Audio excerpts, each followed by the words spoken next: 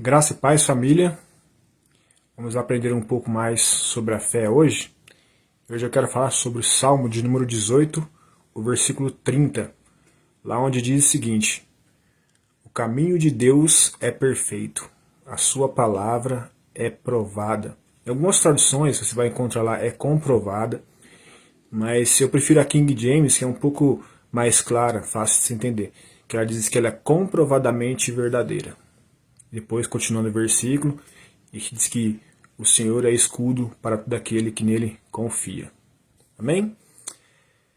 Ao olharmos para esse versículo e lermos essa palavra que o caminho de Deus é perfeito, talvez na mente de algumas pessoas, e talvez até isso aconteça mais com aqueles que são céticos ou incrédulos a respeito da fé cristã, eles possam questionar como que o caminho de Deus é perfeito e estamos vendo tantas coisas, ruins acontecendo.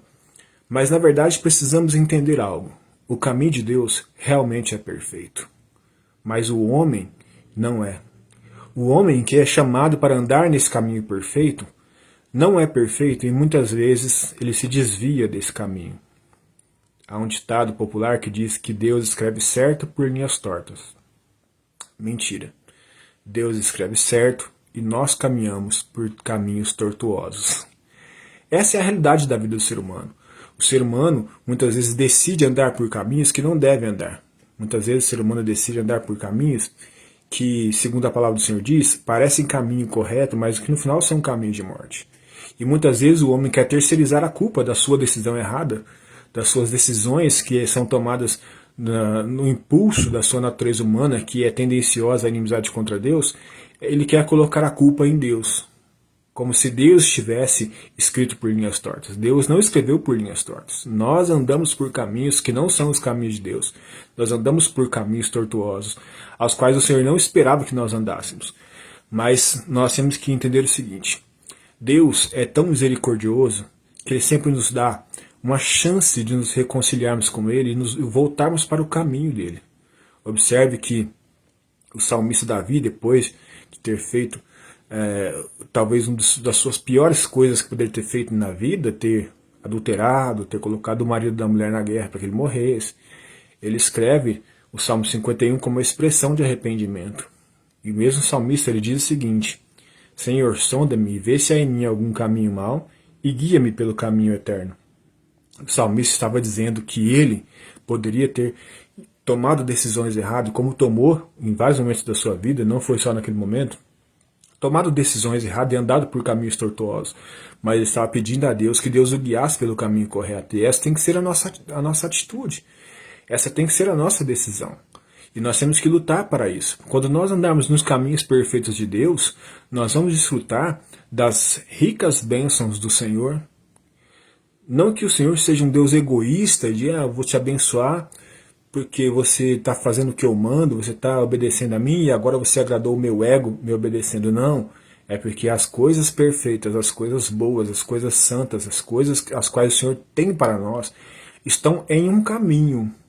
E nós, na era cristã, nós sabemos quem é esse caminho.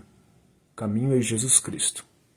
Ele disse: eu sou o caminho, a verdade e a vida.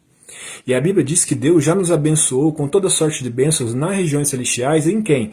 Em Cristo Jesus. Então Cristo é o caminho perfeito. Então quando estamos em Cristo, estamos tendo Cristo como referencial e como Senhor sobre nossas vidas, nós estamos andando no caminho correto. Então vamos desfrutar das ricas bênçãos do Senhor, porque elas estão em Cristo Jesus. Todo aquele que está fora de Cristo, ele está fora daquilo que Deus realmente planejou para o homem.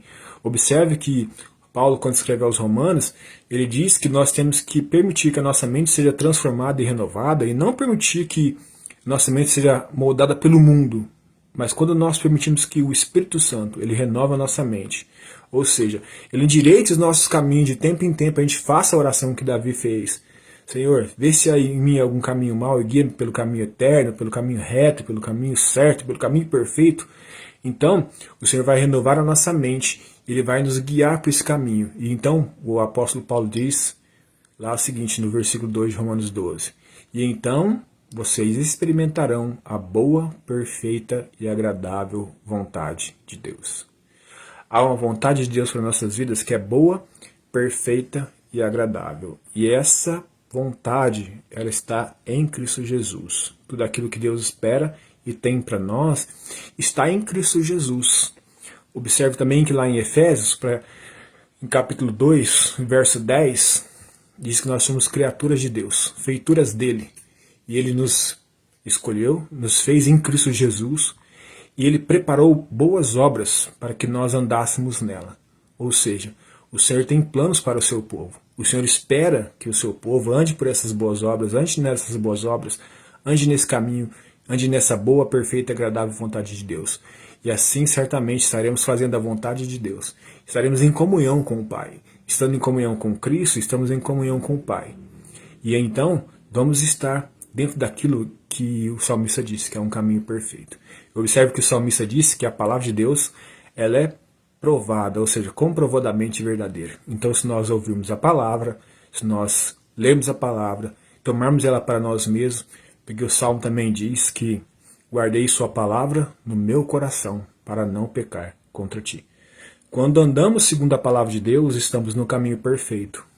Olha que maravilha esse versículo, um versículo apenas de um salmo, quantas riquezas nós podemos encontrar, riquezas que estão também corroboradas, ou seja, fortalecidas, confirmadas com o texto do Novo Testamento. Então veja bem que essa palavra ela é fiel, ela é verdadeira, ela se cumpre. Quando obedecemos a palavra, nós vamos estar sim dentro desse plano perfeito.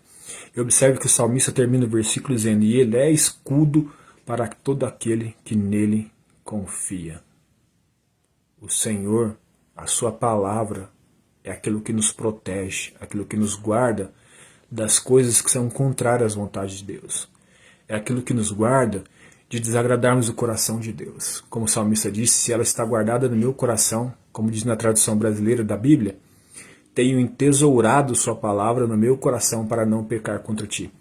Observe que guardar, você pode guardar muitas coisas, talvez coisas que você não dá tanto valor. Agora, quando a tradução brasileira colocou tenho entesourado no meu coração, ela está dizendo que é a palavra de Deus. Ela deve estar dentro do nosso coração como algo muito precioso, porque é ela que vai nos ajudar a não pecar contra Deus. Ela que vai nos ajudar a não sairmos desse caminho reto, desse caminho perfeito de Deus. Infelizmente, não vamos conseguir viver isso todo o tempo da nossa vida, porque somos falhos, somos humanos e pecadores, imperfeitos. Mas temos que nos dedicar a viver isso o máximo de tempo possível da nossa vida. Isso só é possível estando em Jesus, estando no caminho que é Jesus. E o Senhor nos convida a tomarmos essa decisão de estarmos sempre no caminho, de tomarmos a decisão de tempo em tempo fazermos a oração que Davi fez. Vê se é em mim um caminho mau e endireita, coloca-me no caminho certo.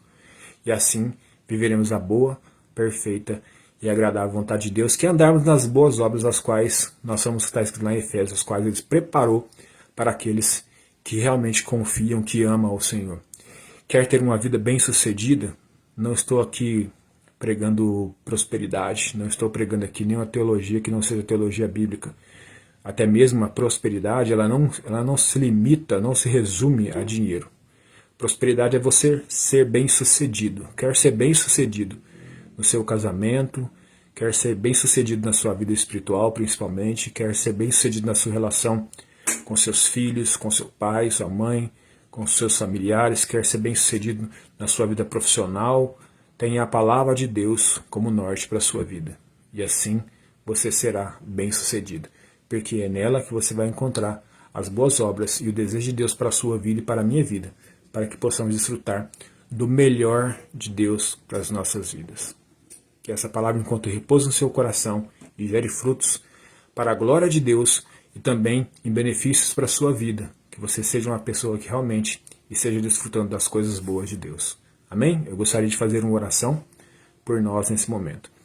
Deus Todo-Poderoso, é no nome de Jesus que primeiramente rendemos graças ao Senhor e bendizemos o Teu santo nome pelo privilégio que temos de conhecer a Tua palavra, de através do conhecimento da Sua palavra conhecer o Seu caminho que é perfeito.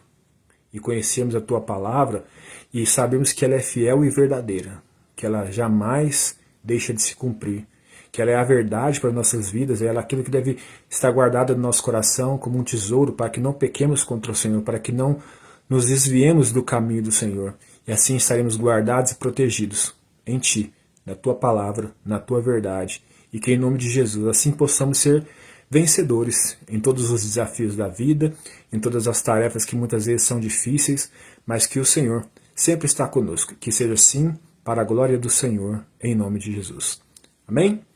Deus abençoe sua vida, que a graça de Deus esteja sobre a sua vida e que essa palavra se cumpra na sua vida, na sua história e da sua família, em nome de Jesus. Deus abençoe.